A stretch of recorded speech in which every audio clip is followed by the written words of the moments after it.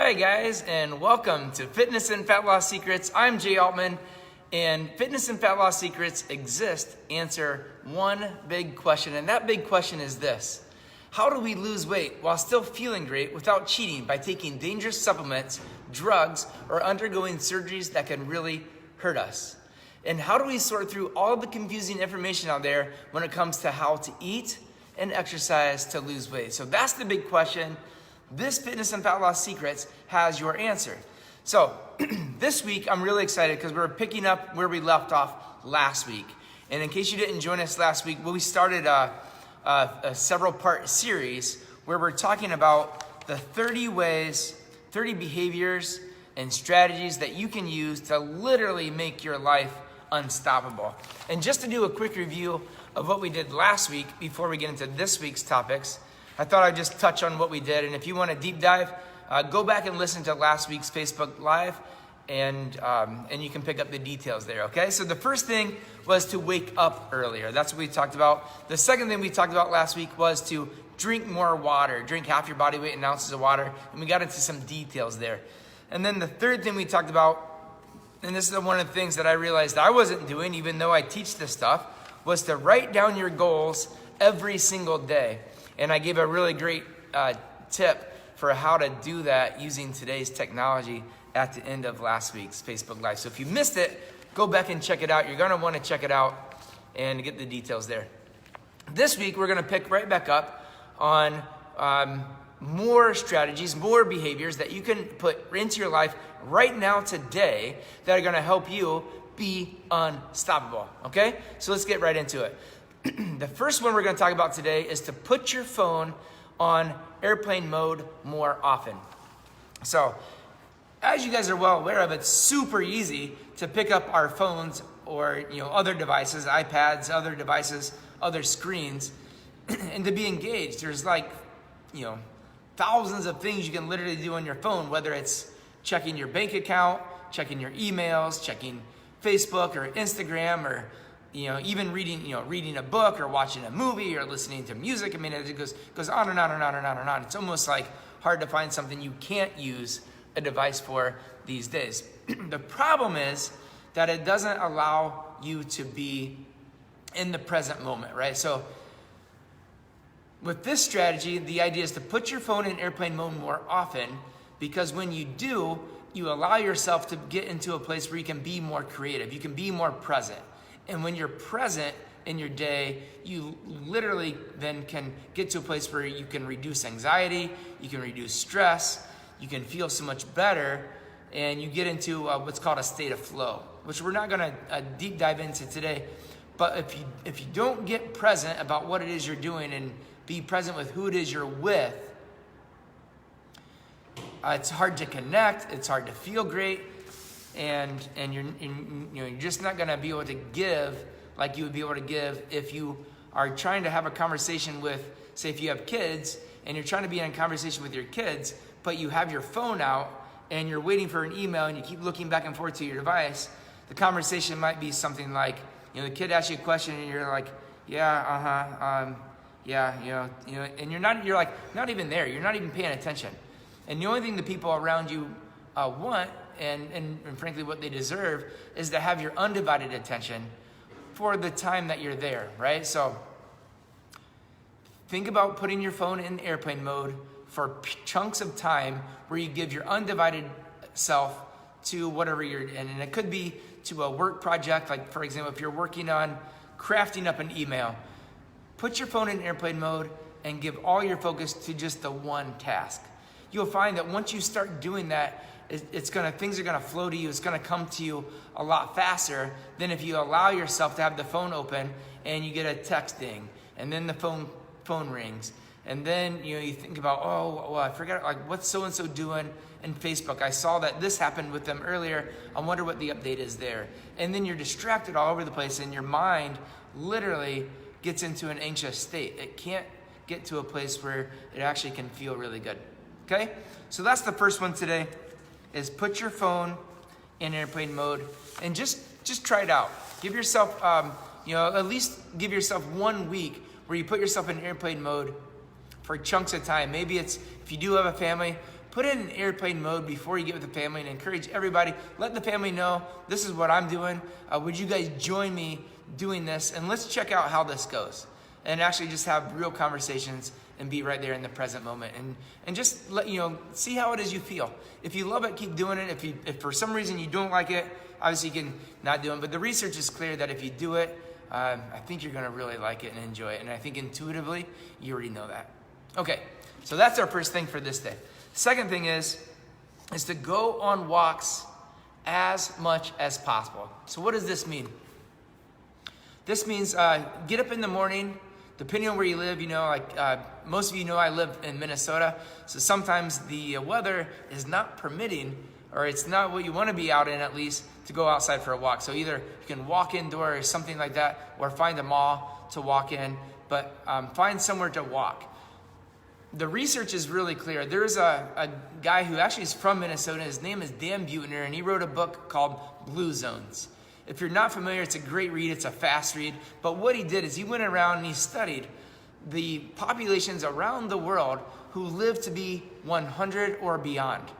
And what he did is then he deduced down what are the things that each of these groups around the world have in common. And so you can start to extrapolate the things that are in common so you can apply them to your own self. One of these things was to go on walks. And so it doesn't mean you have to go on a 10-mile walk or anything like that. But what it does mean is to walk. So like say, first thing in the morning, get up, go for a walk. If you then have breakfast, an hour later, fit in another walk. After lunch, go on a walk. If you're gonna meet with a friend, instead of maybe going to lunch with a friend, plan a walk with a friend. Or plan to go for lunch, but make it a quicker lunch where you can have lunch and then go for a walk. And then you can walk and talk. If you have meetings at work, which of those meetings could you have while you walk? You can walk and talk, even if it's walking and talking in the office. The research is really clear that if you're walking, then you actually, the levels of creativity, the way that you can think is amplified. And the same for in the evening. If you go for, say if you have dinner and then you go for a walk, not only does the research show that it helps with digestion, but it helps prevent you from then having more cravings later. And there's a science reason why that is. When you go for a walk, you actually increase your body's cortisol output. And one of the major jobs that cortisol has is it balances out blood sugar. So it's a really cool tool that something as simple as a walk, and these don't have to be long, you guys, literally 5, 10, 15-minute walks can do wonders for if most of you guys are tuning in, you're wanting to lose some weight. One of the easiest things you can do, especially in the evening, because in the evening, our cortisol levels tend to, they drop, so they raise high in the morning and they tend to drop all day long. Now, by the time you get to evening, what you're left trying to do is use your willpower not to have those sweet treats, right? So I've worked with literally thousands of people over about 20 years. And one of the things that's in common with all the people that I've ever worked with, including this one right here, me, is that at night is a very vulnerable time, right? You guys know about this. It's a time where in the morning you're probably good, in the afternoon you're probably good, maybe in the late afternoon you start to get cravings for some stuff, but in the evening, just before bed, it's so hard, right? It's so hard to not have those foods that are the ones that we know are the ones we don't want to have, right? The ones that are filled with sugar, that are all kinds of carbs, they're all kinds of fat, say something like an ice cream or cookies or chips, or and then once we start with them, and especially in the evening, it's very, very difficult to stop with those. Now, when you think about the same foods that you have in the night, if I was to tell you to eat those in the morning, you would probably be like, no, I don't want that in the morning, gross. And in a very real way, in the morning, you don't want it. And then one of the major reasons why you don't want it is because your cortisol's high. So I'm telling you all this so that you know how powerful a simple 10-minute walk can be in the evening. That 10-minute walk, what it does, it literally creates a cortisol bump. And when you have a cortisol bump, you literally have the real feelings, not you saying I don't want to have the cake, cookies, ice cream, chips, whatever it is. At night, you're not trying to use willpower because you know you shouldn't have it. But in a very real way, once you go for a walk and get your cortisol up, in a very real way, you actually don't want it.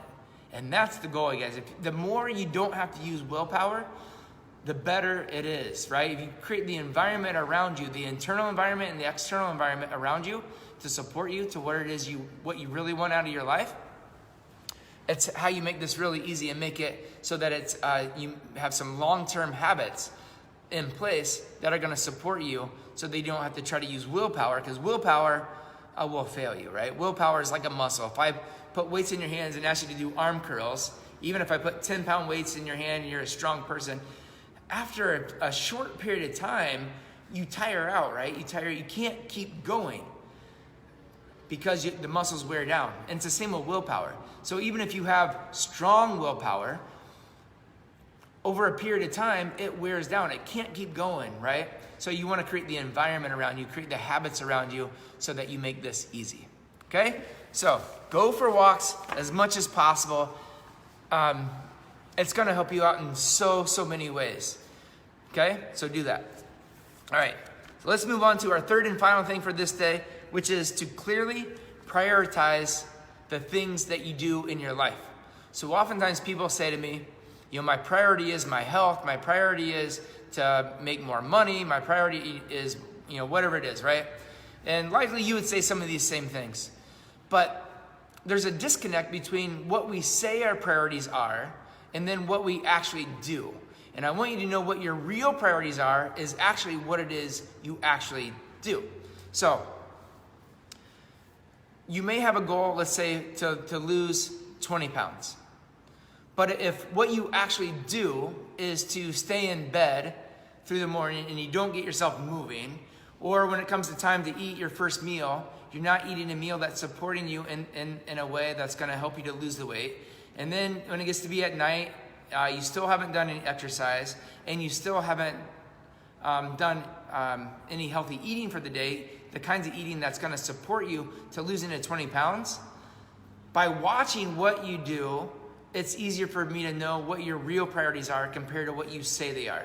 And so there's a lot of strategies, and I talk about the strategies all the time for how to bridge that gap between what it is you say you want and what it is you actually do, right? But you want to really prioritize your time based on what it is you really, really want. So if you want to say you want to save for a good retirement, and you say you want to invest your money, but every month that goes by, you keep spending all the money, or you do something worse, you spend more money than you have coming in, then the priorities are not lined up, right? That feels clear? I know intuitively this all makes good sense, but I've worked with, again, thousands and thousands of people, and it's when you think about what your priorities are, it's great to do a time audit. And one of my mentors, maybe 6 months ago or so, gave me these worksheets to do a 2-week time audit. Now, to be honest, I didn't audit myself for 2 weeks. It got too much. And because the way this time audit went was to every 15 minutes of the day, every 15 minutes of your day, to write down what you actually did during that 15-minute time. So I did it for a few days. I was really good for probably 3 or 4 days, and I was mediocre for about 3 or 4 more days, and then after that I kind of quit it. But I learned a lot from it, because what it did, it showed me where I was actually spending my time, how I was actually prioritizing my real life. And I would encourage you to do something similar. You don't have to do it as intense, although I'll tell you, if you do, you will really learn a lot about what it is you really do. And if you choose to do it, what I would say is do it without giving judgment to yourself. Don't say, if 15 minutes goes by and you literally played a game on your phone, just acknowledge the clarity of what it is you did. Don't shame yourself. Don't make yourself feel guilty. Just let it be what it is. Try to dismiss any of the emotions that you have with doing a time audit, and just take it for it is. And in fact, I would take it a step further and tell you just to try to embrace what is, and even go a step further than that and love what is. Just love what is. It just is what it is, okay? You don't have to feel guilty around it. You don't have to feel ashamed around it.